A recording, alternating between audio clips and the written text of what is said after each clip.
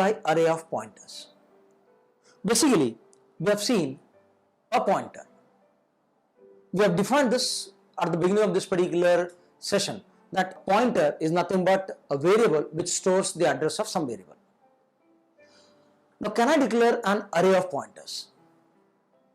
Generally, a two-dimensional array is treated as an array of pointer. How a two-dimensional array can be treated as an array of pointer? We have seen in the previous video that a two-dimensional array can be just collected by a single pointer, or even you can use the concepts of pointer to pointer or array of pointers in this. Now, suppose if I declare int a of 3, what this declaration means to you? This is a simple declaration of an array. So in this case, a holds a set of 3 values, and at all these 3 places you can store values. You can store values, you can store constants, you can store some variable values, whatever the operations which you want to do on these locations, you can do that. Now let me change this particular declaration. Instead of int a of 3, what if I say int asterisk a of 3? Int asterisk a of 3. Now how do I do this particular int asterisk a of 3? So in this case, how the declaration and how the contents will be aligned. So here, this a is not just an array. Still there are 3. In this case, this a is going to store the base address of the first location, and this first location is not a simple value. This is again a pointer. If it is a pointer, let me draw an arrow at this place. So all these 3 which I have indicated, they are all pointers. What I can store in these pointers? I can store address at this particular place. So basically, a two-dimensional array can be created by using array of pointers. The most practical applications of array of pointers is said with respect to a two-dimensional array. How this particular two-dimensional array and strings will be used for this particular array. So basically, first what I need to do is, I need to create an array of pointers. For that array of pointers, you have to create individual memory. In the later subsequent videos, you will see how dynamic memory allocation can be done. Dynamic memory allocation can be done by using a malloc. We'll see this particular bit of malloc in the, we have already seen the concepts of this particular malloc. And here, I'm going to revise the concepts of this particular malloc. Right? Now, first of all, let me declare int asterisk a of 3. So what it does? Just as I said that this a will be now setting how many pointers? 3 pointers. For every individual pointer, what you do is you now give again values. You now create memories. So I have to create how many memories? I have to create a set of 3 values. So I'll say I equal to 0, I less than equals to 2, I plus plus. The first memory should be allocated to whom? A of 0. The second memory should be allocated to A of 1, and the third memory should be allocated to A of 2. Suppose every row should be made up of again 3 columns. So for this, what I will do is I'll say A of I equals to. When I is 0, this will be A of 0. Whenever I ask you to create memory, I should always say malloc should have the number of values. How many values you want to create? N values. Each of what size? Integer size. So I'll say size of int. Since malloc function, as it is said that it will always return a void pointer, this has to be converted to int asterisk. Now if I set n as say 3, how it works? Now let's check this. When I is 0, A of 0 will be allocated memory. How much memory? N number, that is 3 multiplied by size of int. Size of int is 2. So 3 into 2 is 6 bytes will be allocated for malloc, and that will be converted to integer pointer. So 6 locations, each of 2 bytes will be given for A of 0. When you go back, I becomes 1. A of 1 will be again allocated the same memory. So A of 1 is again allocated the same memory. If you go back, I becomes 2. 2 less than 2, true. A of 2 equal to int asterisk malloc. So here again your array has got 2 locations. So if you want to do a practical program of a two-dimensional array with malloc, then this is how we are going to do. First, we are going to create array of pointers, and then for every individual pointer, I'm going to create memory. So how do I refer the first location? This is a of 0, 0.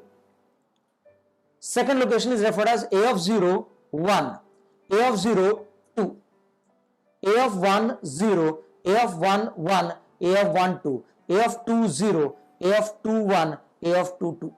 So it means that I'm actually using a concept of two-dimensional array itself.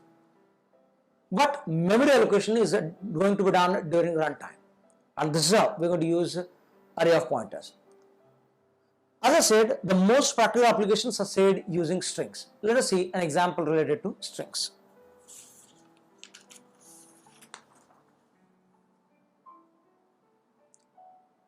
Now, if I declare a simple array, in a string, we can store a set of characters. If I declare a character pointer or array of character pointers, as I have done at this place, char asterisk name of 3. Now, since I am using the concepts of arrays, let's see how these arrays are going to be done. So, suppose if I do it using the arrays concept, and then we'll see it without using the concepts of pointers also. Assume that I have created pointers at this place. So here, char asterisk name of 3 is nothing but an array of pointers. So this is name, and that creates a set of 3 pointers. What the first pointer stored? The first pointer will store a string, second pointer will store a string, and third pointer will also store a string. So in this case, char asterisk name of 3, I have set a first string as Adam, second string as Chris, and the third string as Daniel. So the first pointer is going to point to a string called as Adam, the second pointer is going to point to a string called as Chris, and the third pointer is going to point to a string called as Daniel. So how this particular entire concepts of unequal or ununiform array goes at this place. That is the beauty of pointers. When I use pointers, I can store strings of unequal length in each of those pointers. Now, Adam has got only 4, whereas Chris has got 5, and Daniel has got 6 characters.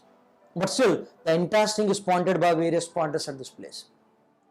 If I could not use the concepts of pointers, how this particular memory location would have been. So, now let's see how do I do the same thing. Now, let's see the same array without using pointers. How do I do this? Char name of 3 of 20. So, name of 3. So, it means that I am going to store a set of how many names? 3 names. And in each names, I presume that I am going to have 20 characters maximum. Let's again associate the same values Adam, Chris, and Daniel. And how this particular memory allocation goes internally. Now, this is how the memory allocation goes. In the first row, I'll store A at char of name of 00. Name of 01 will be D, name of 02 will be A, name of 03 will be M, and then this will be appended with /0. But this array doesn't stop. This array continues, and here it continues till the 20 memory locations. So it means that these 20 locations are going to remain idle. Similarly, name of 10, 11, 12, 13, 14, and then a null character will be stored. So again the remaining 20 locations will be continued. Daniel will again store these values, and then it will again continue at this place. So whenever we want to store a set of strings, if I use a concept of just arrays, in that case I'm going to waste a huge amount of memory. But if I'm going to use the concepts of pointers, I can store strings which are of unequal length. That is the advantage of using pointers, right? So to summarize this entire video, how do I create array of pointers? First, create an array with a pointer declaration, and for every pointer allocate memory allocations by using malloc. That's how we can create memory in a two-dimensional array. And the last thing which we said in the concluding part is how a character array can be converted to pointers so that we can store strings of unequal length. We have compared by using pointers and without using pointers. If I use pointers, I'll have exactly the memory allocation done as per the string length. Whereas if I don't use pointers, in that case, I had to waste a good amount of memory. That is about the concepts of array of pointers. In the later videos, we'll see how practical applications of this particular array of pointers can be done. Thank you.